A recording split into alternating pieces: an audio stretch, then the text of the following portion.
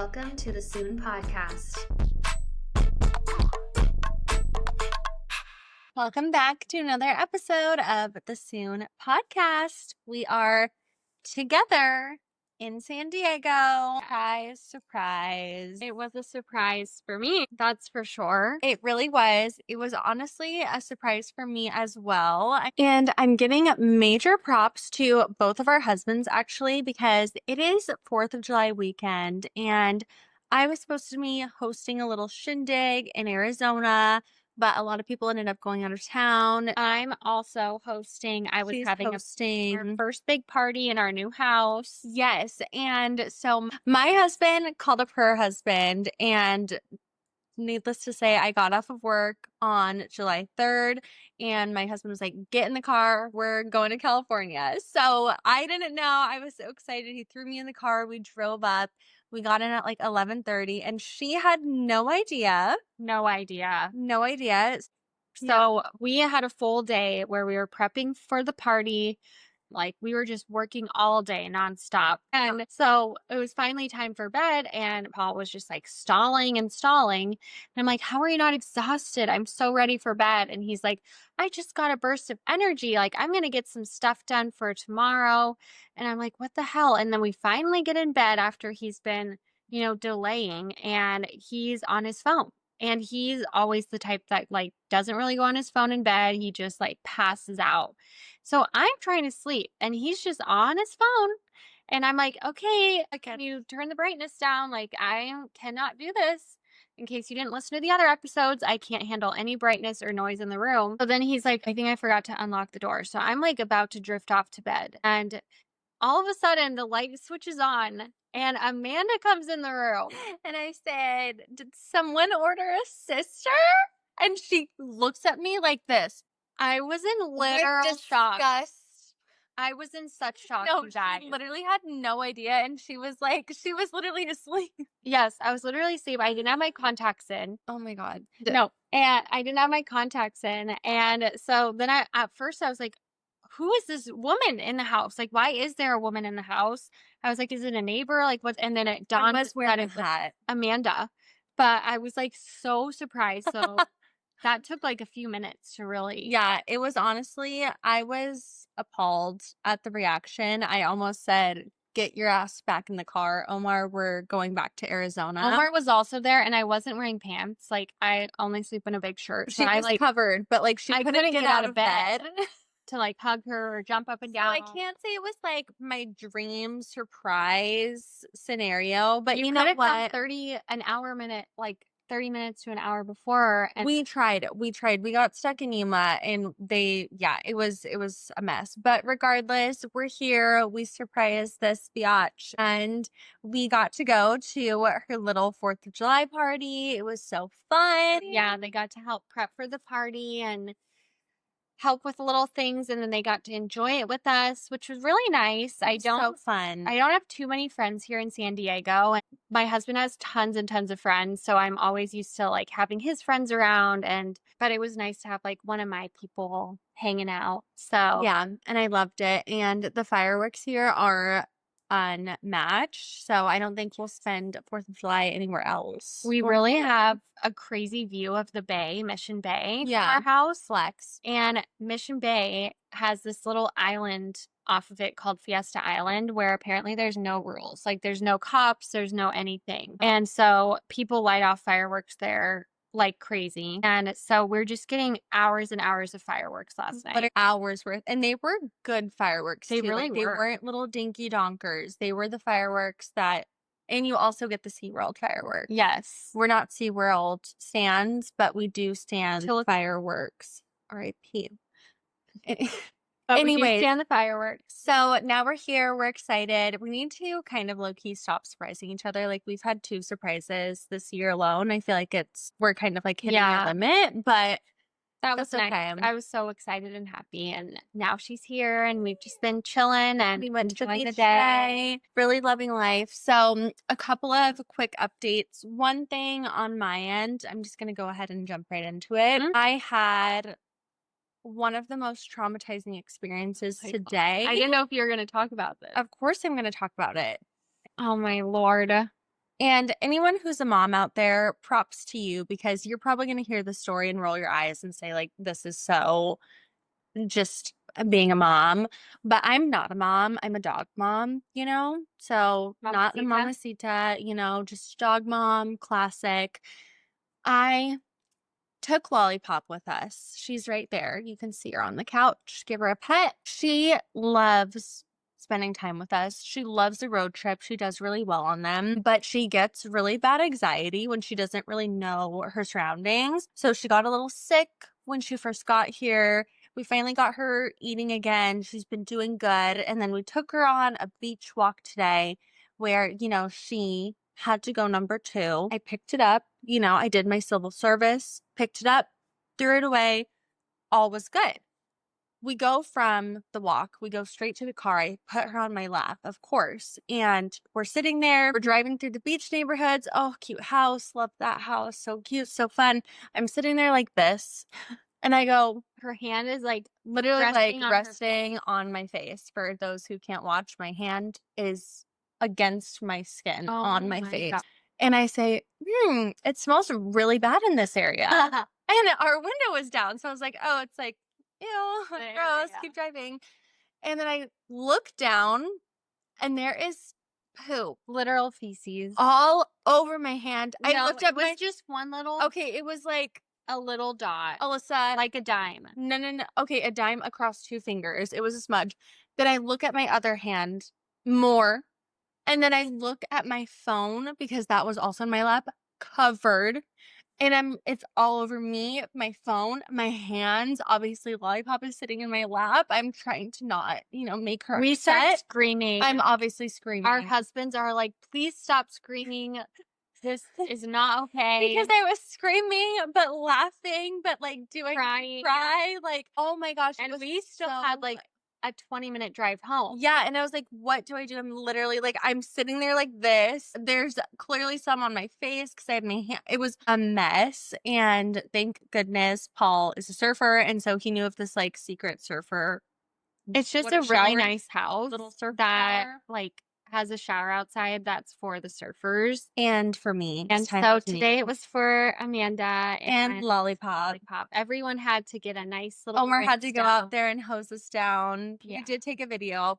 We'll post it, but very upsetting. It was traumatizing. Yeah, I think it's, it builds character, but I don't know why I had to go through it, and I still am truly not over it. So. I was upset because it was in my car, and she was just putting her hands all over God knows what. I just didn't know what to do. Just a fun little fact, a fun little tidbit for you. Yeah, so happy 4th, 5th, whatever today is. But yeah. So besides that lovely thing, we are talking today about fasting, and then mostly about Amanda and her home buying process. Yes. Very exciting. I think I mentioned it in episode 1, but my husband and I bought my childhood home, and I've gotten a lot of questions about it. So I thought today would be the perfect time to dive into that and tell you guys a little bit more about it. We actually thought about a month ago that it would be the perfect time to do that. So we did record this podcast, and unfortunately, our podcast could not be RIP to that podcast. It couldn't be posted. No, she would not be saved. Despite all the efforts to, save the podcast and the support of the, podcast team, they are still working on it, and it's been a month. So we're just going to scrap it. That one wasn't meant to air for some reason. Even though I know for a fact my outfit was cute that day. And I don't remember. So we're just gonna move right along. And Alyssa's got some great fasting tips and tricks and information for us that I think also they don't go hand in hand whatsoever, but just too fun. Our typical thing topics. Just like she's doing her thing and I'm doing mine, and we're just bringing them together and chatting about it. So making love. Welcome. Wait, show the people. Okay, Amanda, I was trying to do this at the beach, the Love Island heart. With her, and I cannot do it. Like, she is supposed to be younger than me, but she's giving millennial. There you go. Yay. I don't know why. Like, that is not That is the hardest thing I've ever had to do. Like, why doing it really wrong. Like, why don't that we is not. just do this anymore? Yeah, this is, There. No, that's wrong. yeah, just Okay, let it be. anyways. So starting with Amanda. So this year was such a huge year for both of us, but So mainly busy. her because this was her first time buying a house. And yeah, she bought my parents' house, our parents' house. I know. So not only is it or was it my parents' house, our parents' house, but it was also our childhood home, which I think is so fun. So we have lived there our entire life. We never moved. We moved one time because we had a big renovation, but we've Then we always moved back. then we moved back. Yeah, we were only out of the house like temporarily. So we have been there since we were children, and I just couldn't stand the thought of not having that house in our family, especially once we have children. So, a couple of fun little tidbits about the house is we have a back house and it was built originally for my grandma. So, we grew up with our grandma living in the back house and we just had the best relationship. Like, we would run over there when we were fighting with our parents and like hang out with our Fighting with each grandma, other. fighting with each other. She would cook dinner. We would like make cookies with her back Yes. there. And so we loved that experience. And I know that that's not the normal dynamic for people. Most people are like, I want to get away from my parents. But we're really lucky. And Omar and I have a really good relationship with my parents. So they're actually living in the back house now. And we bought the main house and we're all living together on one big compound. Yes. So there was a bit of like a switcheroo. I think my parents were not thinking about keeping the house forever. They were like, this Yes. could be our retirement by selling They were the house, ready to downsize. ready to for sure. downsize. And that was like a really hard pill to swallow. Yes. Because it is such a amazing home. And we just have obviously all of our memories there. And We love the neighborhood. The neighborhood is so special. it is. And we've really made it our own like throughout the years. So Yes. that was like crazy. And then Amanda and Omar were trying to buy a house. So they were Yes. looking for, this is a few years ago. This was back, it was actually 2020. So it was during COVID times when houses were nice and cheap in Yeah. Arizona. They are not anymore. We learned that the hard way, but that is when we started looking at houses. And at the time, Omer and I were actually living in the back house ourselves and trying to figure out, we had just gotten married. We moved to the back house. We were like, we'll live back here. We'll buy ourselves a house and we'll get out of your hair. Everyone can kind of do their own thing. And that's when my parents were kind of like, well, if everyone's moving, then we'll think about selling the house. And I think that's when it dawned on my husband and I, and we were like, I mean, if we want to buy a house, why wouldn't we just buy this one, and keep it in the family and all the things? So that is when the conversation first started. And honestly, I have to give props to literally everyone in the family because my parents were so great. I feel like that's it could be a slippery slope. I feel like a lot of people, their parents, they just want to move, sell the house, get rid of it, move on, everyone do their own thing. But my parents like really entertained the idea and they prolonged, selling their house and making money off of the house for, it was 5 years that we talked about it until Omar and I had saved up enough to make it make sense for everyone. But it was the best decision and so fun, so exciting. Okay, so that being said, I want to know what you thought about Omar and I buying the house, especially because that's something that obviously you could have done if you wanted to, or I just want to know like how you felt about us, taking over and making it ours. Yeah. So I love that my sister has and her husband have an amazing relationship with my parents to the point where like they lived together in the back house. They lived together there downstairs before they got married. Like they've always lived kind of with my parents in their later years of their relationship. Yeah. And my husband, Paul and I were long distance for years. He lived in San Diego and then I moved out to him. And he just had no goals of moving it back to Arizona. We have no goals of living with extended family and family. And so we were just like, hell yeah, like that would be awesome if you wanted to move in with my parents, if you wanted to like get the house, because we just really envision, visiting the home when we go to Arizona with our kids. There's enough room for all of us and we can all be together.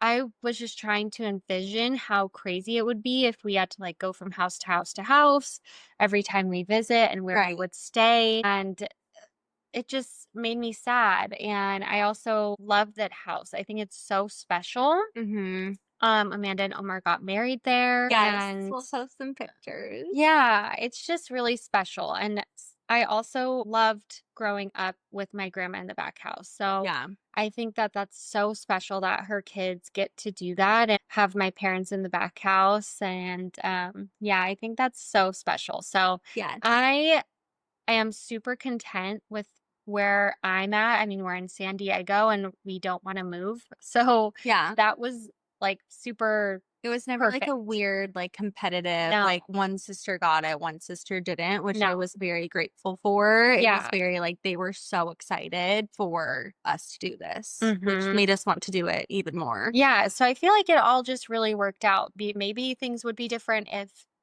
these weren't the situations that we're in. But Yeah. I mean, I don't know. I feel really happy about it and love visiting now. And Yes. we'll always get to go back to my childhood home, which I I think is know. so And now you'll get to cool. bring your kids there one day. My kids will grow up there. So I just think that it's really special. So we've just gotten so many questions about it. And I haven't actually officially announced it. Actually, I lied. I posted on TikTok, but like no Yeah. one really TikTok's really more for me. So I haven't really like thrown it out there and super announced it yet. So I was excited to get to dive into it and kind of tell people what we've been up to and all the logistics of it.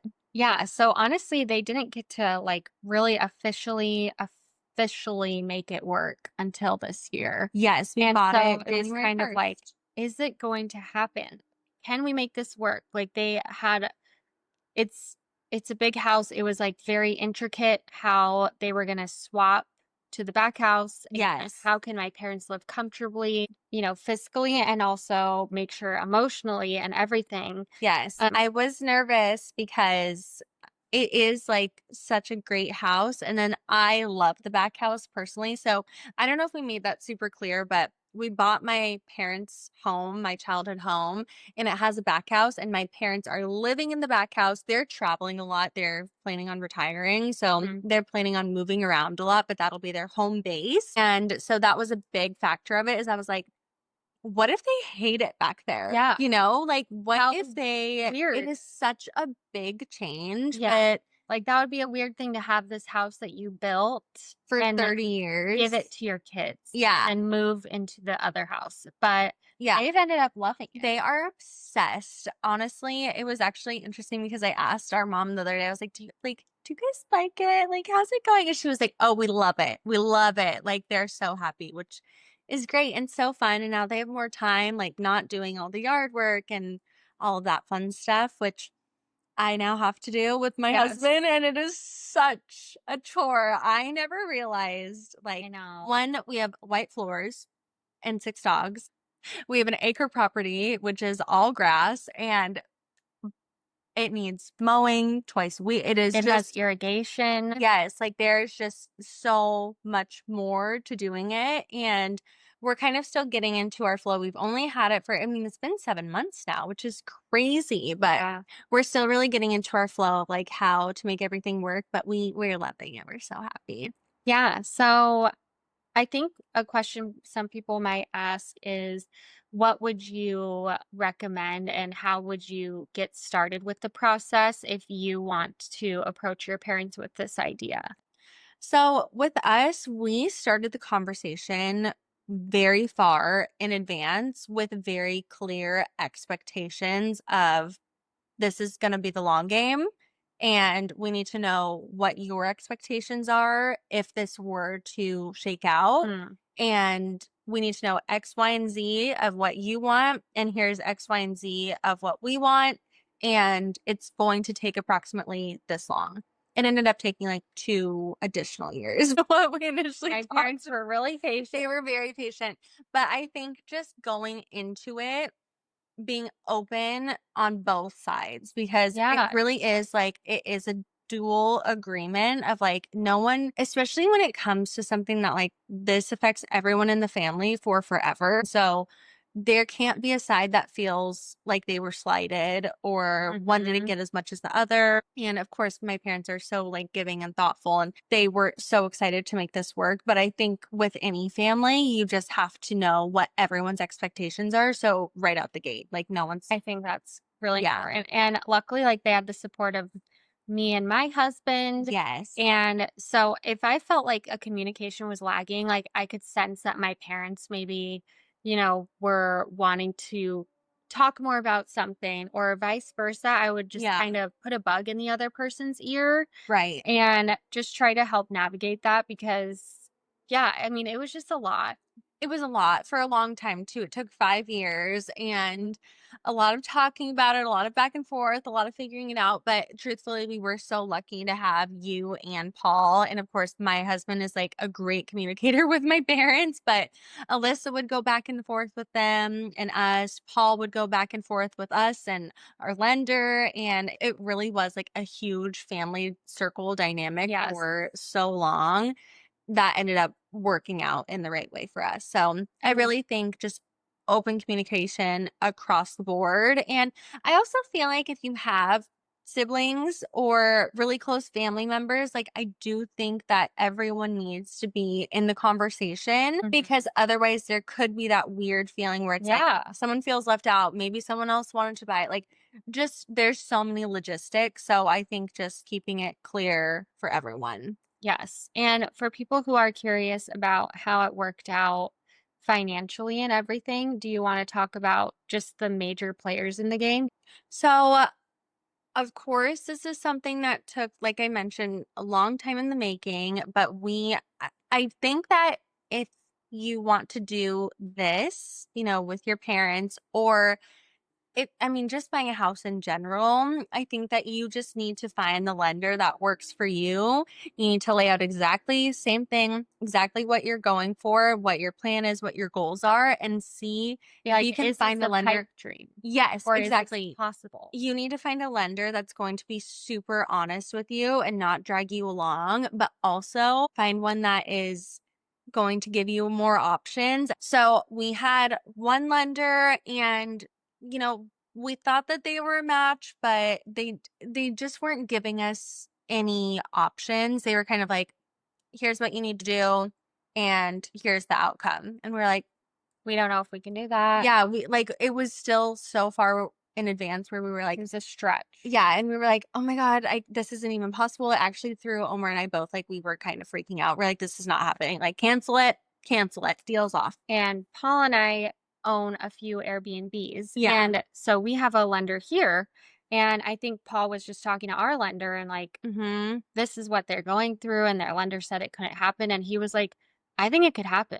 Yeah. So then we like set them up to chat, and he was Yes. just creative and Yes. had a couple different ideas and about navigating it. And For sure. so I think that was crazy. find someone, tell them your goals, tell them your plans, and then find someone that you can have an open conversation with that can give you ideas and, get you excited, and also make like he told us, like, this is not going to happen this year. It's going to happen probably next year and 2 years from now. So he was very blunt and right out the gate. Yeah. And so I think that that is a big portion of it, and just finding someone who's creative and gonna make your dreams come true. Or not.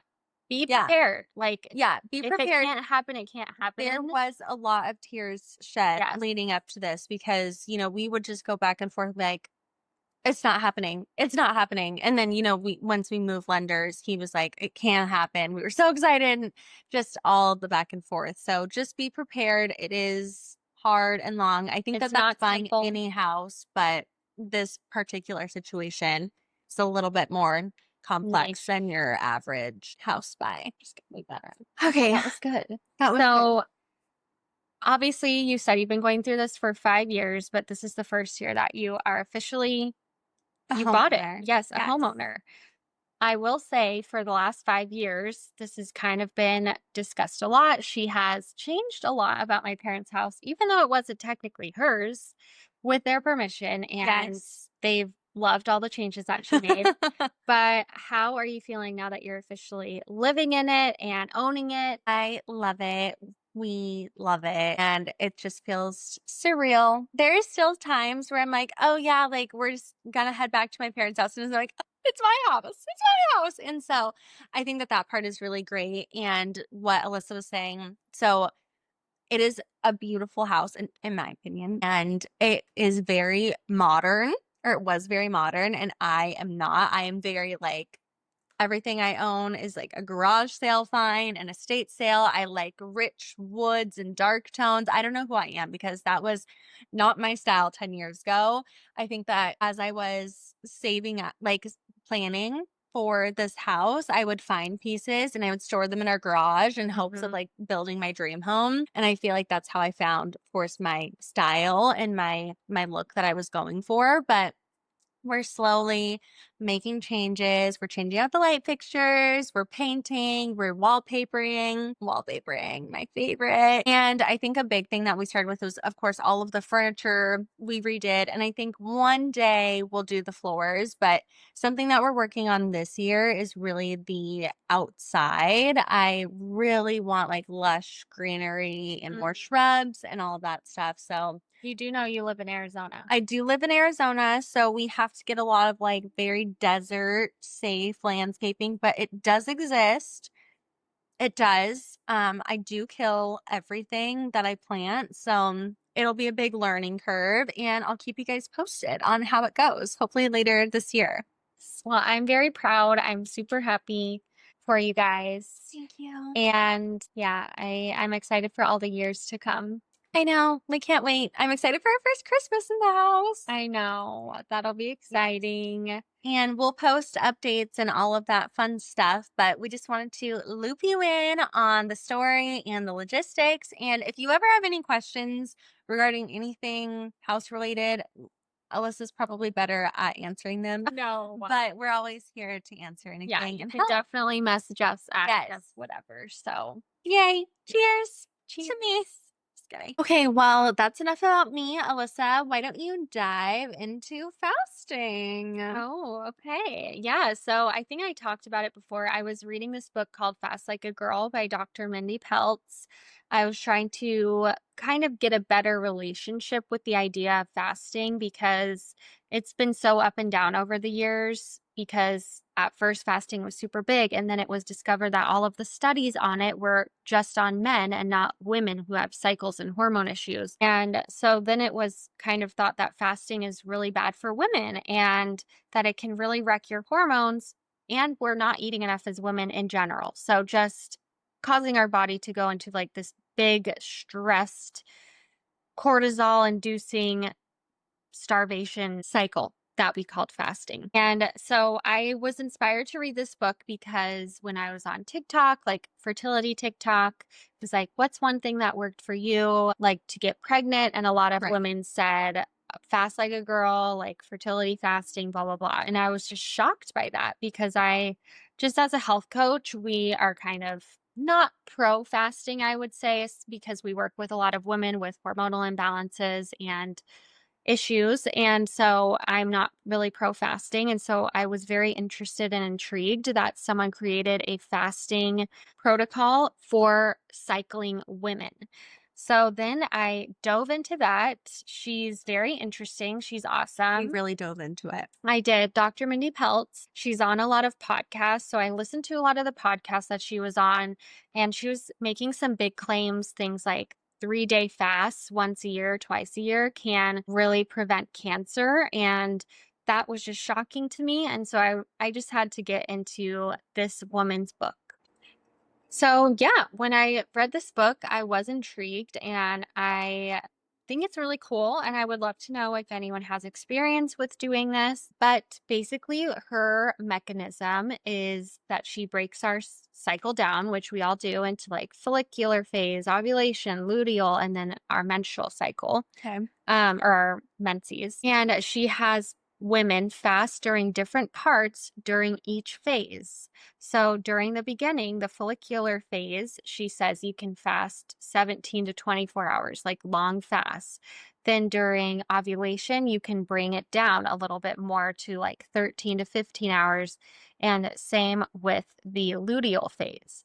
And then for the menses, she says no fasting at all. This is where your body is, giving its all to that for its main focus. And so do not fast during that phase. So I thought that was cool. And then she also incorporated different things that you should eat during different times of your cycle when you're fasting like this. So in the beginning, during your longer fast, to go more towards keto, where less carbs, more fats, and then kind of amping up more carbs towards the end of your cycle and the menses. So I don't know. I thought that was really interesting, and she's helped thousands of women. So I can't say that it's not helping people. And she has specific protocols in the back of her book for certain diagnoses. And one of them is a fertility protocol. So I have done that for the last 2 months, and it was pretty good. It was a little rough this time around. For the second month, she includes one 24-hour fast. No. I know, but it actually, once you get to around 20 hours, you're like, okay, I guess I could do this for like 3 days. So I understand how people do the 3-day fast. What did you do during the 24 hours? You just lay in bed? Did you just Actually, no. So I really needed the time to go by. So laying in bed, I feel like would have made it worse. And Yeah. amping up to that, I did 17-hour fasts like all week. So, I mean, I was kind of semi used to it. fasted all week and then you did a full day of fasting? Yeah. So you barely ate like all week? No, during my eating window, I ate a lot of good foods. I had like already meal prepped exactly what I wanted to eat. I wanted to make sure I was still getting a lot of nutrients, a lot of calories. And yeah, because that's exactly why I disagree with fasting, is because I don't want it to induce some kind of eating disorder or eating Right. less calories.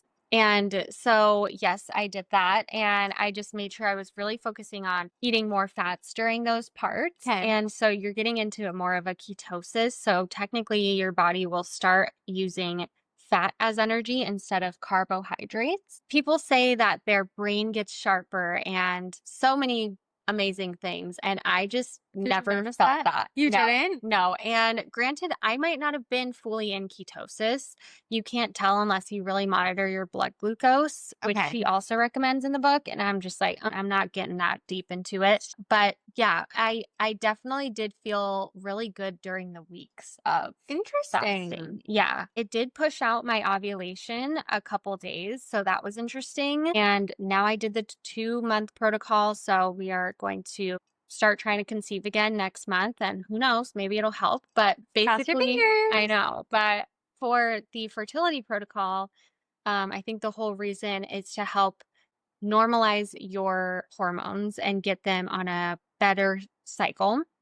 So helping to support your estrogen and your progesterone and helping that boost those during the proper times. And that's what you need to have when you're trying to make a baby. So hopefully my whole cycle gets more regulated and everything works well. So we'll see. Yeah. And then she also mentions, like in her book, that when you fast for about 17 to 24 plus hours, that's when autophagy happens. So that's when your body gets rid of and recycles the bad cells. So that's really great. So I feel like hopefully I have some new amazing cells, and I went out with the old and in with the new. She's got her new cells. She's ready to go. Yes. So we'll see what happens next month, but I did find it really interesting. I do think that fasting can be really helpful for a certain population of women, and I can't speak about it yet on fertility, but I did like it, and I think fasting can have some amazing benefits, especially for the cell recycling. So I don't know. I think it would be cool to implement it once a year to do the 3-day fast or something like that. Yes, she sent that to our family group chat almost immediately and knocked our socks off because we're not a fasting family, you know, but I do usually get like a bout of fasting once a year when I get my annual food poisoning. That seems to happen to me and only me. And that's quite enough for me, you know?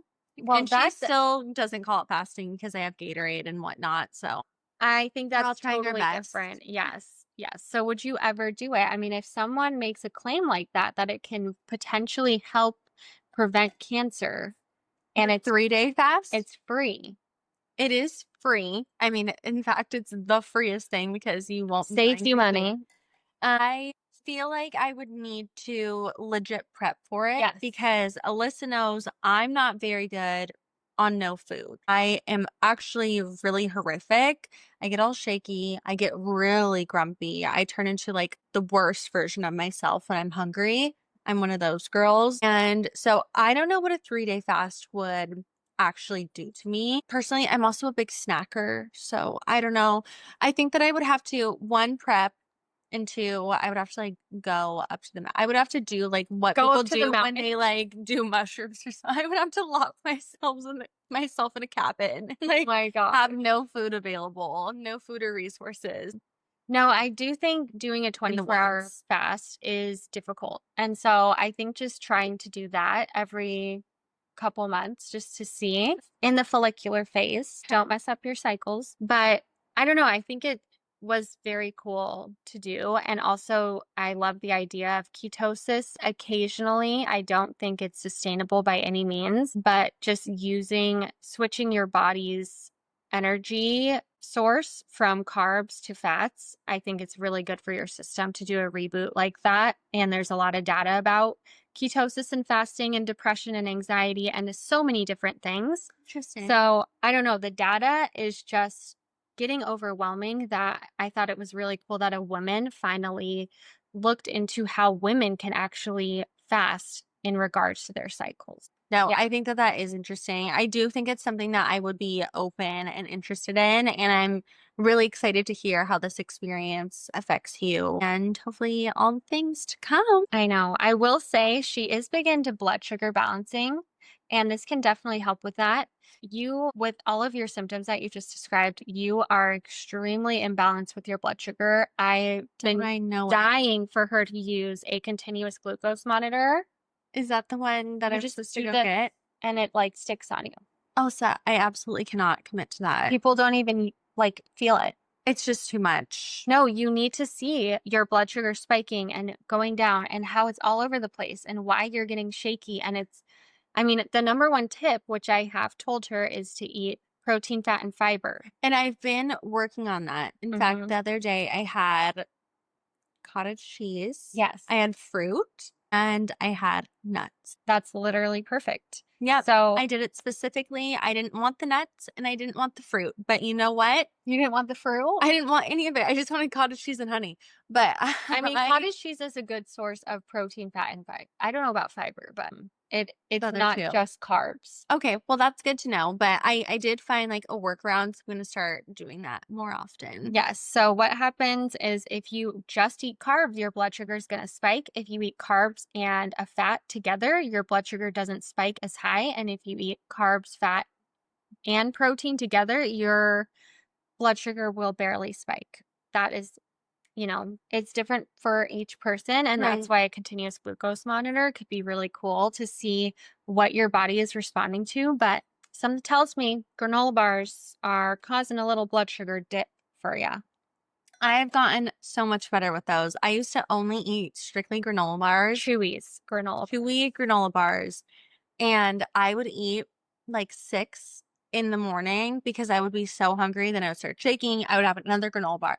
I did this for years. like 20 years. Like literally 20 years. And then Alyssa started telling me that I needed protein. So I switched to protein bars and I eat my little mush. And honestly, I don't get shaky. It's a little more helpful. I don't get as shaky. So I will say she doesn't lie. The girl knows her protein. And if you're on a chewy granola bar kick, you got to get off that. Or eat it with, some meat on the side. Yeah, add a little bacon to it. But yeah, so I'm excited. I'm hopeful. And I I don't know if I'll implement it with my clients who are currently struggling with hormone imbalances, but I Right. do think that it's something to keep in mind for my other clients, people with PCOS, people who are really overweight and trying to look for ways to reboot their system and Right. metabolism. So, I love that. yeah, I'm excited Amazing. and happy that there is a little bit of a solution and some more digging about it. We'll see how it goes. I'm excited to hear about it. I know. So, what's coming up for you this week? This week, one of my major goals is to keep up with Love Island. Gosh. That is my biggest goal in life. And that's what I'm going to do. My husband is also traveling for work. So I'm hoping to get a lot of house stuff done. I really like to do a project when I'm alone in the house because I don't get distracted. You know, he's always like, you need to rest. I'm like, I don't want to rest. I want to work. So that's what I'll be doing. And I'm really excited for it. That's awesome. I know. I don't think I have very many plans this week. We're You shouldn't. kind of excited to not have plans and we're not traveling anymore until like Yeah. the end of August and just we're not going out of the country. And so I'm excited to get into a little bit of a routine. And yeah, now that 4th of July is over, our party's over, and we can just chill Zen. out. Yeah. Yes. But Well, I'm so glad you got to visit. I'm so excited too. And we will talk to you soon. Talk soon.